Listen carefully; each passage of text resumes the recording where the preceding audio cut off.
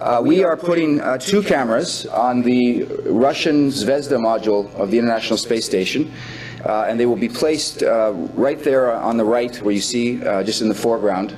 That is the Progress supply ship that is docked with the space station. The cameras will be launched on November 25th of this year, in a couple of weeks, from Baikonur. And I'll walk through a description of the installation process and so forth very shortly. If you'll advance to the next slide, please. The ISS is a very unusual platform for Earth observation. There's been lots of science instruments, of course, many different types of science instruments and cameras up there, but to date none have been in an operational class. And our objective is to try and use this platform for operational services. And so will have a number of ground stations around the world. We're working principally with KSAT out of Norway. And then we'll be collecting this data and then dropping it to these ground stations around the world. The idea would be to bring it back to our processing system, which will be on the cloud, and then turn it out and put it onto the internet for as many people around the world to see this as possible. If you advance to the next slide, please. This is the medium resolution camera. We call it the MRC. It's a very standard push broom imager, about 5.5 meters GSD. It has the ability we have the ability to compress the data very flexibly to the extent that we need. It is nadir pointing. The camera is always on. It's not pointable. And it's basically just collecting a 50-kilometer wide swath of imagery all the time. It's very similar, in fact, to the Rapid Eye class camera, which you all know well. If you advance to the next slide, this is the high-resolution camera that we've built. It's utterly unique, and it sits on a very agile, pointable platform, which we call the biaxial pointable platform, or the BPP. And this HRC camera is true video. It is not a push broom imager, and it will hold on a target for about 90 seconds, 80 or 90 seconds, as the space station flies along. 3 frames per second, and again, it's a true color video. And so this is an utterly unique product. There's nothing like this on the market ever before, space-based video. It's a 14 megapixel CMOS detector. Both of the telescopes were built in the UK by Rutherford Appleton Labs, which is just south of Oxford, and MDA did a lot of the back-end electronics and the data storage unit. If you advance to the next slide, you'll see a CAD drawing of the cameras, the way they will look on the outside of the ISS in the top right, and then in the bottom there, the underwater mock-up from Star City outside of Moscow, where the cosmonauts back in May went through the complete underwater training of how they would take the cameras out of the space station, install them, and walk through the mechanics of that entire process. That was the moment when I really realized that this was going to happen. When I saw those guys working on that project, it was quite something. There will be sometime, we think next spring, we will install some star trackers on the cameras, and those star trackers, in fact, were built by Berlin Space Technologies. I'm very happy to say. So there is German DNA on this system as well. If you advance to the next slide, on August 22nd of this year, the cosmonauts installed our BPP, and here you see it. They did an EVA and inspecting the work, and it's working very, very well. Next slide, please. Actually, 2 slides. There's no video here. One more slide, please. This is the launch, November 25th, early morning on the 26th in Baikonur. We will have a small team there to witness it. It's a nice nighttime launch, which I gather is quite impressive, and we're looking forward very much. Next slide. The cameras will take about 6 days, we understand, to reach space station in the Progress supply ship, and then it will come in, dock with the space station, as you see there. And if you advance to the next slide, the cameras will be installed around the 15th of December, where the cosmonauts will do a spacewalk, and a couple of them, and install the cameras. So if you could go to the next slide, this is a simulation of what the HD video will look like. It's about 1.1 meter color. 3 frames per second. So in the course of 90 seconds, we would acquire something like 270 shots of that target area. And the swath, or the target, I should say, is about 3.5 by 5 kilometers in size. So we'll collect about 150 of these video takes every single day. We'll sell some of them, and then the rest we basically hope to distribute more for free on the internet. And I'll talk a bit about our internet play in a bit. If you advance to the next slide, one of the unique features of the system, we believe, is the ability to do very rapid 3D development.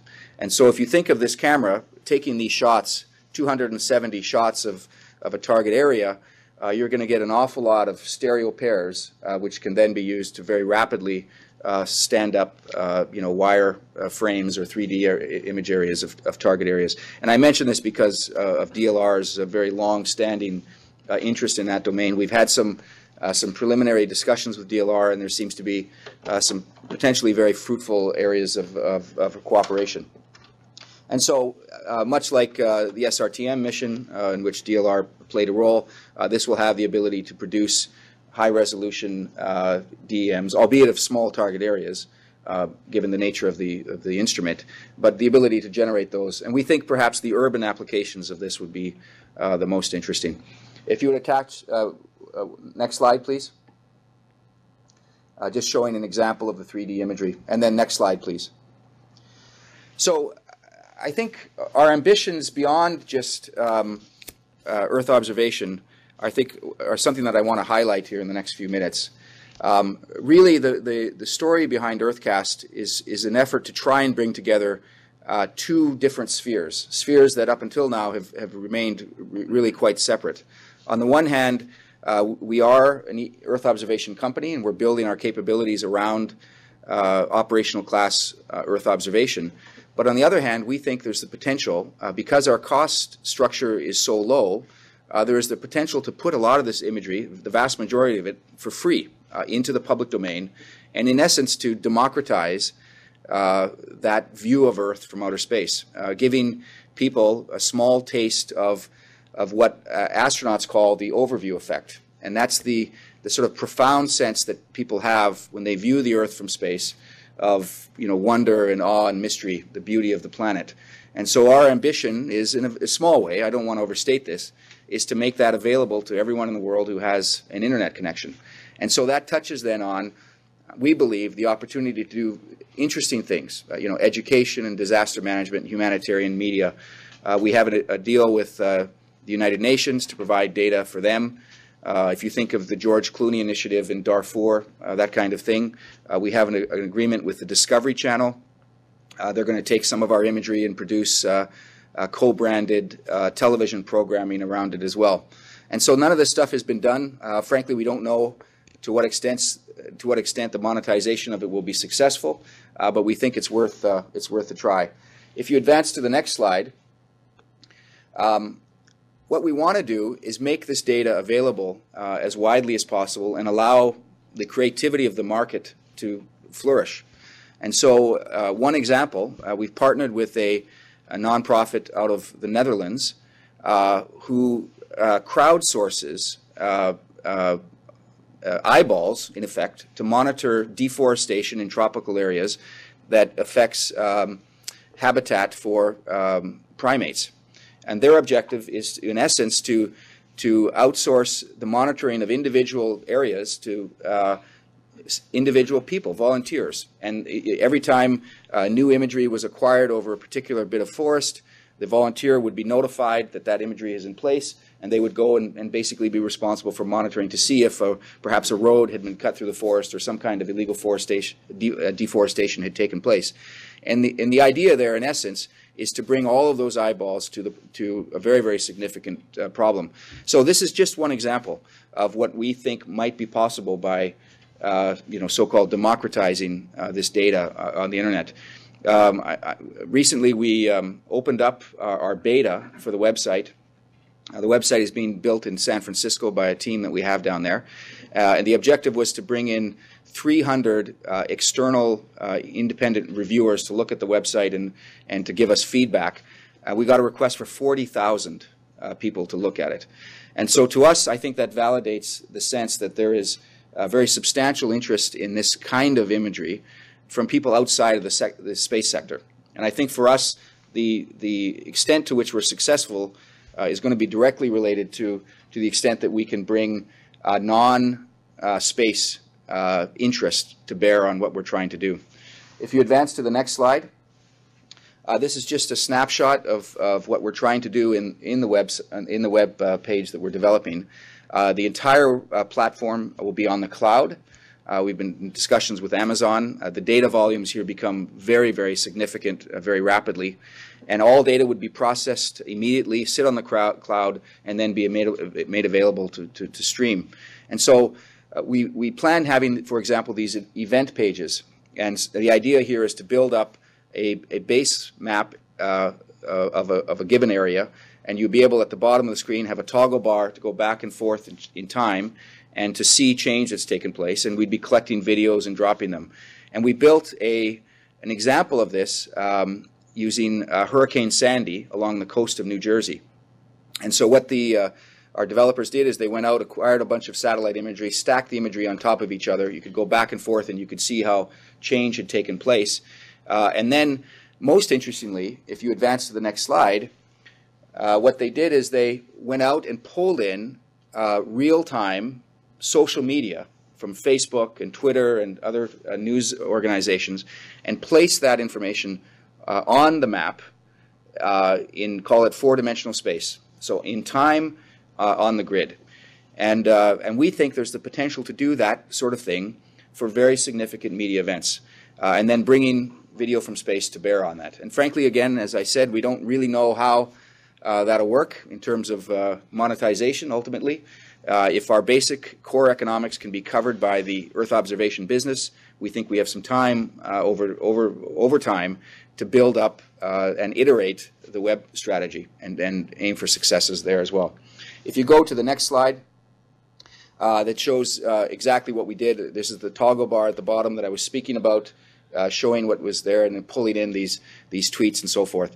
So the idea, in essence, is to have multiple cameras on the space station, be streaming that data to the web for everyone in the world to see, and then to make it available for people to take our data. We'll open up our API and they'll create apps. If you go to the next slide, actually advance 2 slides, please. There was a video that's not available. Finally, let me just leave you with a quote, hopefully inspirational. It was from Norman Cousins in 1979. I love it. He says, what was most significant about the lunar voyage, the Apollo mission, was not that man set foot on the moon, but that they set eye on the Earth. And I think we're hoping that there's some potential for that within the context of what we're trying to do to change the way people around the world experience Earth and interact with the planet really on a global basis. Thank you very much.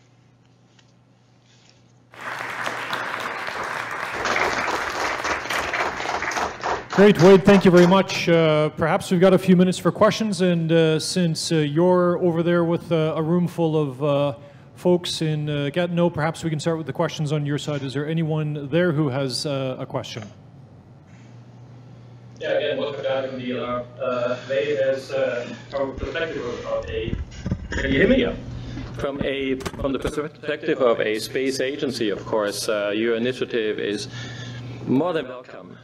But I think you're also doing a lot of global marketing for the Earth observation industries in general, because by just opening the eyes of everybody just beyond Google Earth and Google Maps to live views and to near real-time views. Now, again, you were mentioning still Earth observation applications. What are the main markets you're targeting there? You already mentioned urban. I could see, for instance, a lot of urban planners, a lot of architects, urban designers being very much interested in this very timely and less expensive information. What are your main markets overall? You know, frankly, we are targeting the very same markets that most Earth observation companies target, albeit we have a couple of unique differentiators. The video is unique. There's nothing like that in space. Right. And the orbit's very unique. So the space station, moves from 52 degrees to 52, and so we're going to miss, the Arctic regions. We'll miss northern Canada, Scandinavia, much of Germany too, I suspect. So the disadvantage of that is that we don't image the Earth at the 10-10-30 time frame that most optical satellites do. But the advantage of that is, in fact, that a lot of customers are saying they're quite interested in variable revisit times. Yeah. And so we think nobody's pretending here that we're going to displace a digital globe or Astrium. That's simply not going to happen. I think we come with a complementary product to this industry, and I think there's lots of potentials for cooperating with other companies. I should say, I didn't say earlier, but we've done this project 100% with private capital.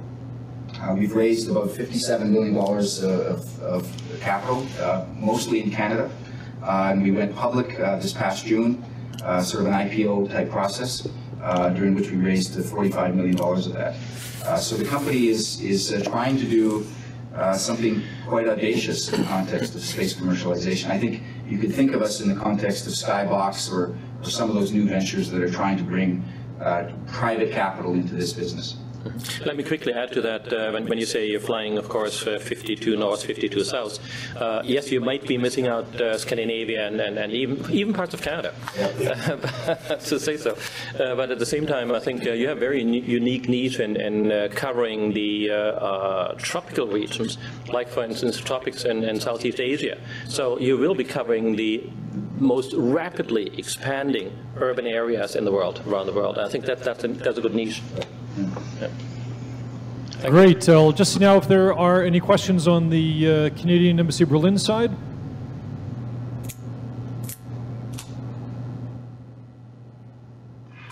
Yep, one question here. Thanks. Yeah, Christian Steimler. I find this concept extremely wonderful, I must say.